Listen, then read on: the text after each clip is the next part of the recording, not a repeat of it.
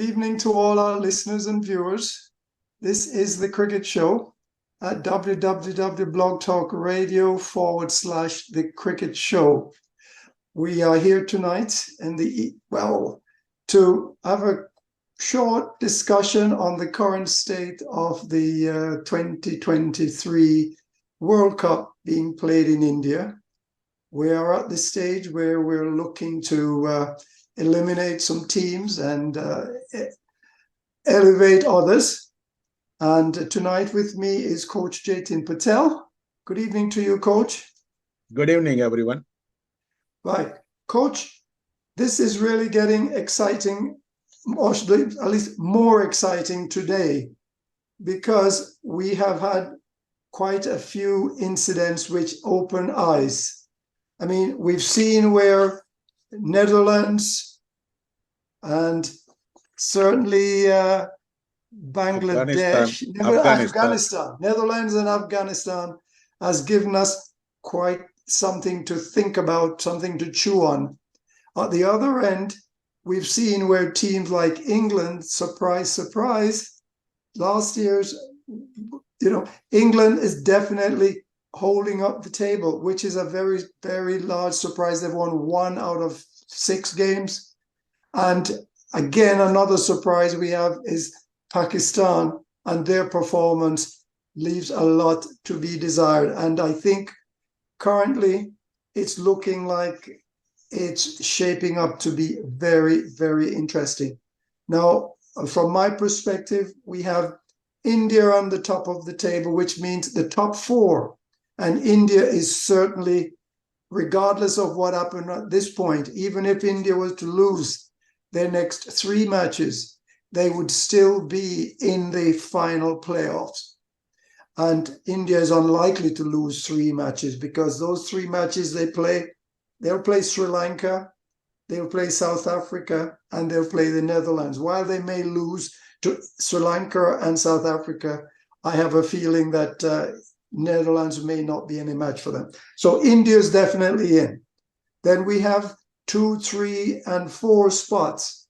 And at this point, it looks very much like Australia, quite likely, needing another 2. They need a maximum of 14 points from their remaining. A maximum of 14 points would get them into the playoff. And they have to play England, Afghanistan, and Bangladesh. Now, I think Australia currently sitting on about 8 points, which means that if they were to lose all 3 matches, they very likely could be in trouble. But I find that unlikely, because we've got Afghanistan, England's out, very likely Australia will certainly take care of England. Afghanistan, as much as they've been fighting, they may give Australia a strong opposition, but it is, again, one of those toss-ups. And Bangladesh, so Australia really needs a maximum of about 2 out of those to win, to be certain. New Zealand is the other candidate there, again, sitting on 8 points, but they need 12, again, to possibly be sure of a place. 14 will secure it. They have to play South Africa, Pakistan, and Sri Lanka. Of those 3 teams to be played, they might have a tougher match against South Africa, but very likely Pakistan will try to play for their pride.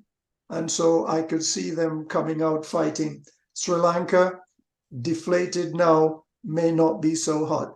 But it's a maximum of 4 points. So it's going to be really interesting there. So Australia, we've got New Zealand. The only other team other than India is South Africa. Now, South Africa is currently top of the table with 10 points. 2 more points will give them their place in that final 4. South Africa have to play India, Afghanistan, and New Zealand. And South Africa has been scoring very heavily, 300 runs in a lot of their innings. So, barring the choke syndrome that has come to, signify South Africa as a star, I think if they can get past that choke point, 2 points is not too much to ask from 3 matches. So I see that the table as it stands right now, which would be India, New Zealand, South Africa, and Australia, all 4 teams currently at the top, would certainly be my choice, my pick for who will make the next series of cutoff. But I mean, I may have to sit back and eat some crow pie because I've spoken out of turn. So I'm quite prepared for that. But the way things are shaping up, I think I'm on a good batting track. How about you, Coach? Well, first of all, this World Cup is going well, beyond everyone's expectation. It has a lot of excitement. It's for 2 reasons. Number one, it's a disaster performance by the England team in this World Cup. And the second is a positive note. Afghanistan and Netherlands are doing well. And because of their performances, a lot of things are shake up. And now it's came to the time. India leading at top without losing single game with the 12 points. And they are in a good driving seat. If you look at mathematically, they have secured the playoff, means they are in semi-final. It may be their position can shake up between 1, 2, 3, 4, which I will discuss later. Mm-hmm. But the India has also a good track record and momentum. Don't forget, India beat England in semi-final when they won the 1983 World Cup. Over here in this World Cup, they reached the semi-final by beating the England. That was the showdown game. England could have come back. Up to the halfway, they did well when they managed Indian team to 229. That's definitely any team can chase in this particular World Cup. But give a credit to the Indian bowlers who came back and fight against this under pressure England team. And they end up losing it. No doubt, England has to go back to the chalkboard. But I like to point to you how the England won the last World Cup in 2019. Because they get rid of the old traditional things. And they overhaul their entire system, I believe, between 2012-13, some point after that 2011 World Cup when India won. They changed a lot of things. And because of those changes, that includes creating their tracks for the batting more than bowling in England. England was doing so good batting. And because of that, they won in 2019. Now we are coming here. No doubt they lose a couple of players from that World Cup, but then bringing back the retirement, Ben Stokely, and also bringing back Moeen Ali, and keeping the young player like Sam Curran on the bench does not make sense. So England has to go back to the chalkboard and figure out where is the problem. And it's not just 1, 2, or 3 problems I just discussed. They got plenty of problems to fix it. But England is definitely out. Going back on India, I think this is the team hard to beat in this World Cup. We have seen a lot of up and down. We have seen initial collapse and they come back and win. We even have seen that main scorers like Sharma and Kohli fell, but someone else steps in and they take the game away. And even against the England, we see the almost entire batting was not in good shape except the opening batsman Rohit Sharma. But the bowler did manage. They know the target. And this is the skill bowling. I will say this is the best bowling team we have in this World Cup if you compare any other team combination. And believe it or not, when you say Ben Stokes played 10 balls and did not score a single run and lose the wicket to Mohammad Sami, If you go back and check this replay, I will say this is the best ever bowling someone could have bowled in a World Cup stage. For the band stroke, it was a hell of a performance to stand in there for those 10 deliveries because every delivery was meant to take him out. So he did his best. But under this kind of bowling attack, I don't think any batsman can last more than few balls. And that is what the downfall England has. We are almost there. 2/3 means every team has played 6 games. Means every team has 3 more games, which is the 1/3 of the original quota of the World Cup 45 games. Now we got 15 games left, and looks like pictures are getting very clear. The first is definitely India is there no matter what. The only other team, we need to separate this group in a 3 section, the way I consider mathematically. Take the top 4, take the bottom 4, or a middle 4, and the 2 to eliminate. So over here, England is done with just 2 points, 3 more games left, means they can score maximum 8 games. Same thing with Bangladesh. Yes. Mm-hmm. But by the way, both these teams, Bangladesh and England, has to beat Australia. Right. Either team has to tie up with Australia, means they have to beat the Australia first. Yes. And they also have to win other 2 opponents. Yes. And at the same time, you expect that Australia will lose 1 or 2 games. Is not going to happen. So looking at that situation, I will say scratch off Bangladesh and England. They are done. Yes. They are completely done. So that remains the bottom, middle 4 teams, and only Afghanistan can take the 3 more win and come up to the India's total of 12 points. But then look at the tough fight they have remained. They still have to play Australia and South Africa both. So that will be the tough challenge to beat both teams and expect that India can lose 1 or 2. And that is the reason I will say India has secured the semi-final berth. It does not matter what happens in the remaining of this World Cup.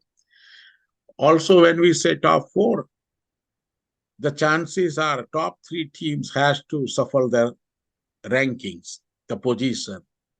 Because if you look at the competition-wise, India still has to play against South Africa. South Africa is at number 2 right now. Mm-hmm. So when India and South Africa will play, whoever wins is taking ahead of opponent.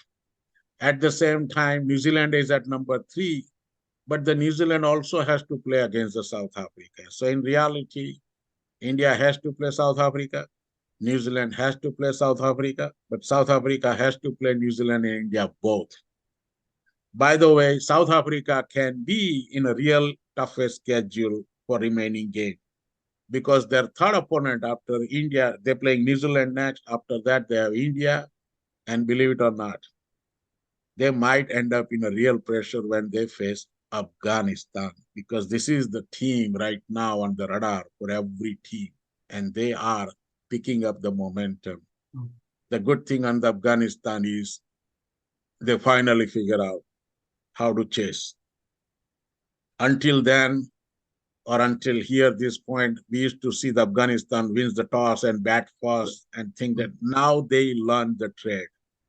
And winning these 3 games in this World Cup, it's a huge. Also, this is the first time they have won 2 back-to-back. Okay. Mm-hmm. So Afghanistan facing Netherlands next, then Australia and South Africa.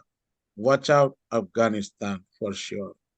They are, to me, number 1 underdogs at this point. They can beat anybody on given day. That's a performance they carry. So with that said, I will say Afghanistan can go up to the India's point, but there's a lot of our combination need to happen. Australia has the easiest schedule from the remaining because they are not facing top 3. Means they are not facing India, South Africa, or New Zealand, but they are facing England first. Then they have the opponent Afghanistan, and the remaining is the Bangladesh. So over here, I will say, if you see the relaxed schedule out of remaining games, Australia is the only team left who is not facing upper ranking teams. They are at number 4 and they are not facing number 1, 2, 3. That's the easiest schedule they have in terms of the ranking. The rest of the other teams has to face the top 4, and that is the tough challenge. So with that said, I will say Afghanistan still has a chance to be in the playoff, believe it or not. So I consider really a 5 contender. India, South Africa, New Zealand, Australia, and Afghanistan. This is the 5 teams I will say. One of them, cannot stop laughing because South Africa may choke, let's say, right? And that's opened up the door for Afghanistan. Absolutely, the Pakistan and Sri Lanka and Netherlands, all 3 teams has a really good opportunity, mathematically possible. They can make playoff, but the first thing first they want is they need to beat all 3 opponents. So for the Sri Lanka, next game is against India. Then they are playing against Bangladesh, and followed by they playing New Zealand as last. So Sri Lanka has a tough opponent to beat, India and New Zealand. For the Pakistan, next game is Bangladesh. It's always the tough competition when they play Bangladesh or Afghanistan, and it will be very exciting game. And then after they playing New Zealand as the second game in the remaining order. And after that, they got easy going England. So Pakistan still has a chance to go up, but they have to come back. And it is very difficult because they are morally down right now. They have done so many things wrong in the field, I will say, including the tactical side or the leadership side or the placement side or the bowling changes. Everything looks like is not going well or is not planned for this World Cup, and that's they are suffering. And then is the Netherlands. It's a huge challenge. Next games against Afghanistan will decide how good the Netherlands is. And by the way, Netherlands' last game is against India. So India holds the trump card right now in terms of what position they want to be in top 4. And very similar situation, I will say New Zealand has a better option to decide. Australia has a wide open road to go up to 1 spot, but it will be all decides how they perform in next 3 games. And that's a beauty on it. And I will say beginning from tomorrow, when we have Pakistan and Bangladesh playing, we can start eliminating teams. We already marked down Bangladesh and England. If Pakistan lose 1 more from here on, or Netherlands or Sri Lanka, means they are done for the playoff. So that's a wide open range for top 5 teams at this point, the way I look at it. Other than that, only odd things can happen, and somebody need to have the angel soul to make this playoff. That's how this exciting playoff is heading. Yeah, so certainly South Africa has been on fire. With that massive amount of runs they've scored. I think they've scored, and Australia, because Australia has scored over 300 runs. 50 plus 3 times. In consecutive matches, right? Yeah. And South Africa has done just as well by scoring very high in their matches. So this time, I think it will be the year for South Africa. I will still say the South Africa next opponent is the New Zealand. Believe it or not, they have another bowling group, one of the best one after India in this competition. Yes, after that, they are facing England.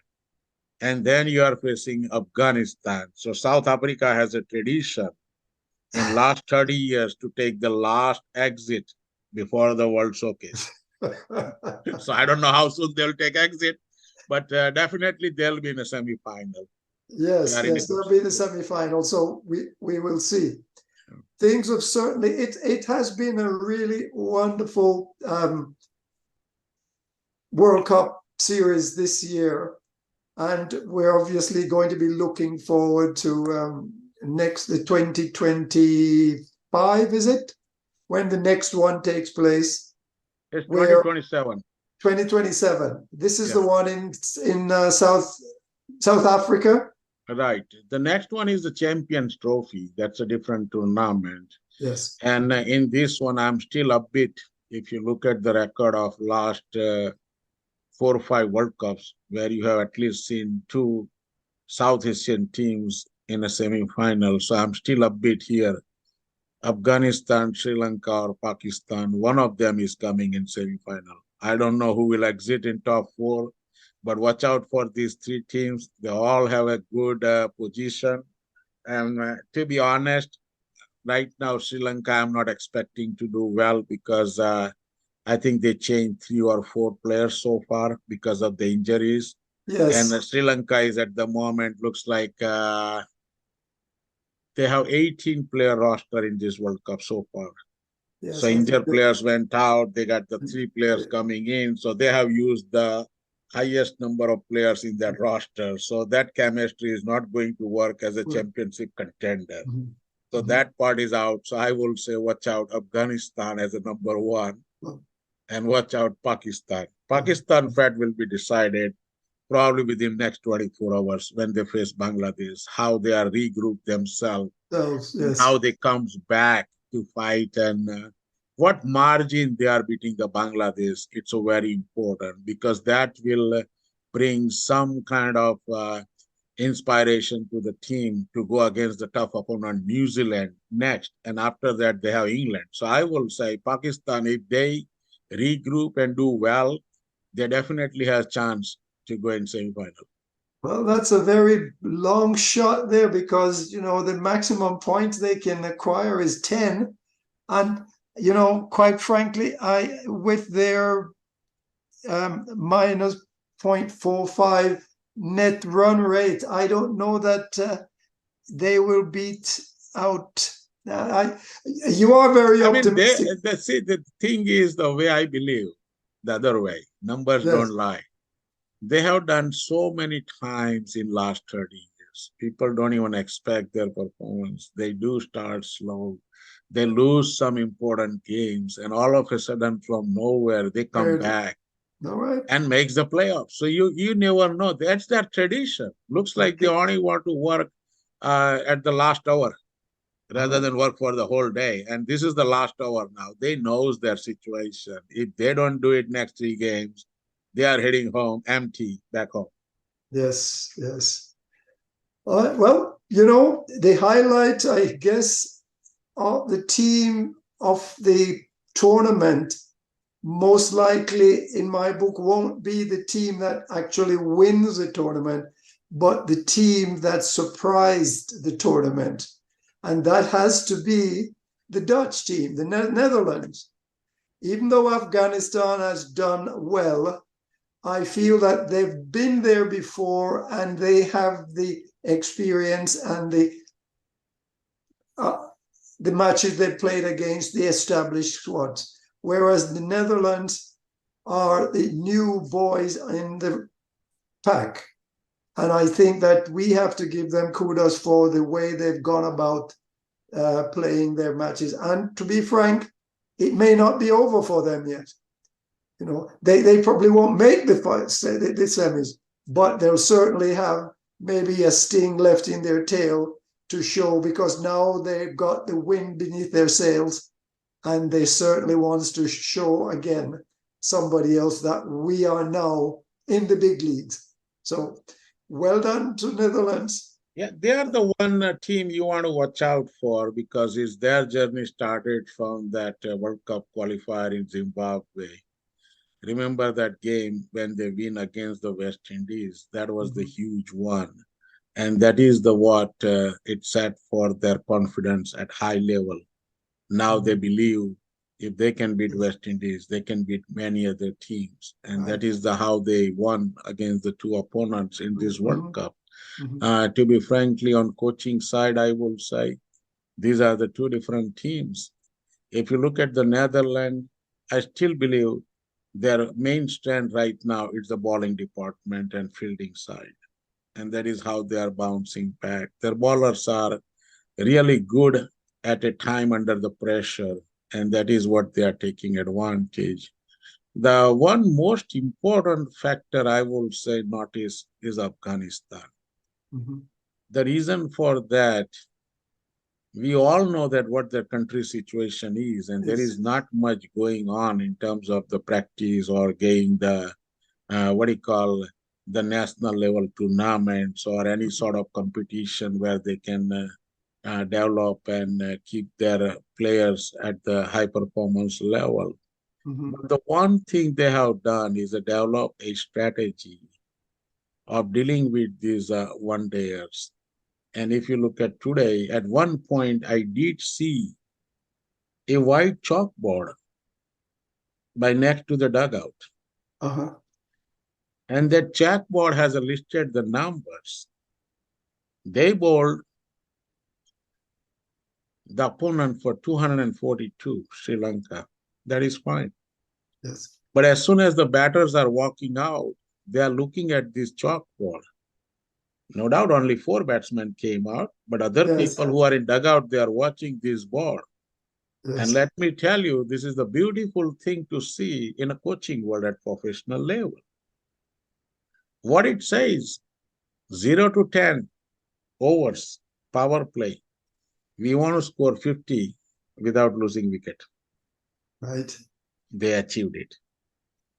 Immediately after says 11 to 20 overs, we want to reach 100. They did it. After 21 to 30, they says we only need to score 150. From 31 to 40, they says we only need to score 201 with maybe loss of 1 or 2 wickets. They did it. Yes. And the last one, you'll be surprised. Even I surprised. They put 243 runs by the end of 48 over, and they Yes. did it. So this calculative attack without taking risk is the key. Yes. And that is what they have developed the strategy. It's not about you score 80, 90 runs in a power play in 10 overs, then you get collapse. No. They are taking a gradual incremental scores and limiting the risk because now they learn the main trade. More number of wickets you on hand, you are in a good position to win any game. And that is what they are driving seat. They mark down the 48 over, not the 50 over, means they have 12 balls to play. Yes. If something situation goes wrong, they have the players like Rashid Khan who can come out and hit few sixes in over. But before it comes to that point, the calculation was there. Number two, this one has been popped out like so many media people and smart people out there in world, whether it's a coaching or legends. But there's a one more thing I look at it before they started the inning in a bowling side. They had 5 bowlers. Numbers were written in a sequence. What it was is, it was only planned developed. Who will be bowling first? Who will be the opening bowler at the other end? Who will be the first change? Who will be the second change? And who will be the last change? And that's a beautiful thing to have it because it sends a leader and team a reminder before they go in action, what is our game plan is. Yes. So that way, you don't want to mess it up or you don't need to look for the backup plan. Stick with the original plan. It's the plan. So this thing, it came to my attention as a micro vision, I call it. It's because of the coaching people. Yes.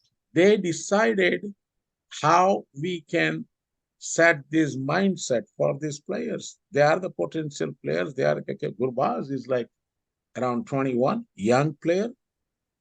They have the opening batsman who is setting the stone for any inning to make sure that middle order can have easy time to keep up the momentum.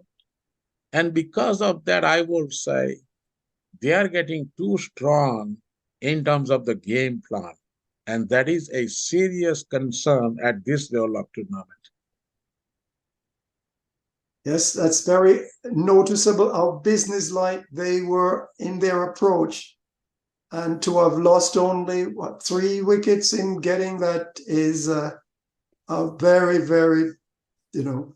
Let me tell you one thing on that one. And this is another thing what I notice.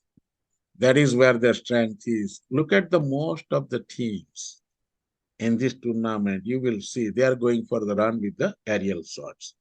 Means they are going behind sixes.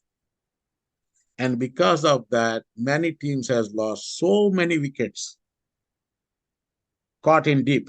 Yes. It's a common trade, whether it's a missed time, short contact, high ball, whatever it is, but you are getting out with the ambition to score sixes. Afghanistan don't do that. Mhm. They are in fact doing the other way. They believe in more ground stroke. But here's the one Yes. thing I can notice is this only team has changed is the running between the wicket. Yes. We traditionally know how the Sunil Gavaskar and Rohan Kanha used to run in Test cricket. We used to know how these young fellas came out, whether it's a Tendulkar, Virendra Sehwag, or Javed Miandad, or plenty of players, even the Dean Jones from Australia. They used to be the quick single runners in the ODI format. And then we see this Virat Kohli and a lot of youngsters are running in T20 format, the quick singles. Yeah. This guy has changed the world. This guy has changed the world. If you look at these top 4 batters, some of the quick singles they are taking, they have eliminated that basic running between the wickets. They have invented a new version of running between the wicket. Short, quick, simple. And because of that, they are pressuring fielding side heavily. And that is what Pakistan paid the price in a fielding. Because when they are running too quick, the first single, it creates a mass confusion in a fielder. They are pressuring the fielder. And if you believe it or not, these last 3 wins, in my opinion, there are about 10 to 12 runs belong to this new running between skills they have developed. They It are makes a taking difference. advantage. The other point of note so far is this massive total of 771 runs scored between New Zealand and Australia. Australia and New Zealand. I mean, in 50 overs, this is such a difference. It makes me wonder if this was a fluke or this is something that may happen again in this tournament or perhaps in another tournament, because it seems like 8 runs and over. It seems like a very, very high run rate. Well, this is not something new. Remember that 2016 first T20 game in Fort Lauderdale, South Florida, between India and West Indies. It was piled up 490 runs in this T20 over format. So if you compare that with this particular game, I'm not surprised at all. You're not. This game is still possible to go for 500 runs, and we have not seen it. Don't forget, during the last World Cup, when we were talking about World Cup in England, and one point we all thought that the 500 runs are coming in this World Cup, but did not happen. And because of that, this is the ongoing, and they are putting this so. Everything is coming to their point, they are kicking it. This Dharamsala ground is not a large ground, but it's not a small either.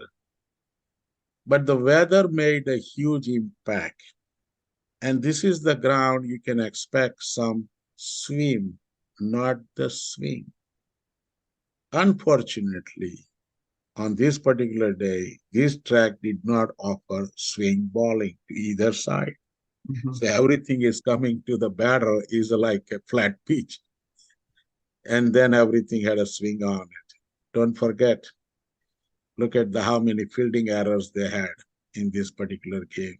And because of that, this scoring is possible. And a player like Maxwell if you give the opportunity to freely swing the bat at every ball, anything can go wrong. It's just like you have Chris Gale batting, and if you say, okay, boss, I'll give you everything you want to hit, what do you expect the score? It's beyond the reach. But again, this 489, the total runs and the total 700 plus, I will say this is not the last time. This may be a first time because world is changing, and now every record we say is a physically breakthrough possible. Because you have 50 overs means 300 deliveries. Yes. If you go mathematically, if you hit 300 sixes, it can be 1800. Yes, we all know that. Yes. But this is the cricket. Everything is possible. Yes. Right? Yes. I mean, like we have seen in a 1 over, they can take 36 runs, right? So the calculation wise, it's a possible. We don't say, and it may happen. We don't know. It may happen. Yes. Right? If somebody has, they only know how to hit sixes, nothing else, then it's possible.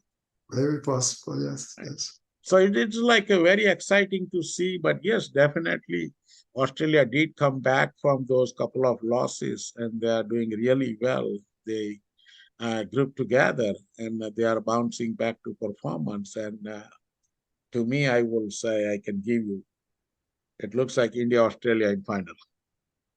But I'll make this one the final point for the evening, Coach. But what is very noticeable this time around is that most of the games are being day-night matches. And I'm not sure to what extent the change in the, dare I call it, the pattern of the weather may have affected the performances. But the important thing I'm trying to get at is the fact that with the day-night, it seems as if it was very successful strategy to have the games day-night because your spectators was very much in full swing and full voice. We can say they learned from USA. Our basketball, yes, baseball, football, everything is most likely evening games or weekend games. Yes. And that is how has India developed this strategy, right? From the IPL, it's 100%. Numbers are very impressive. If the game is in evening, around dinner time or later, then we have more fans can come out. That's one reason. Number two, with the international clockwise, like say between US and India is about 9.5 hour difference. So if they start in evening, we can watch early morning, 4:30 in Eastern time, and I think it's 1:30 in Los Angeles time. Yes. So if you look at the western part of the world where the cricket is picking up the momentum, like USA is like in everyone's head right now for cricket. So looking at that strategy, it works. If they play in daytime, then we are impossible to watch from the US side or maybe from the Africa side kind of thing. And the third important part is daytime weather has been changed lately in India. Like, for example, the Gujarat, where I'm coming from, the Ahmedabad Stadium, is too much heat during the daytime. Yes. So you don't want to play those games in the middle of afternoon where the temperature are really high, which can cause you a lot of difficulties and bring you a lot of heat-related injuries. And at the same time, it's a complete discomfort in a fans. Absolutely, playing night is not a piece of cake either because they have the dew and some other factors, which is also impacting.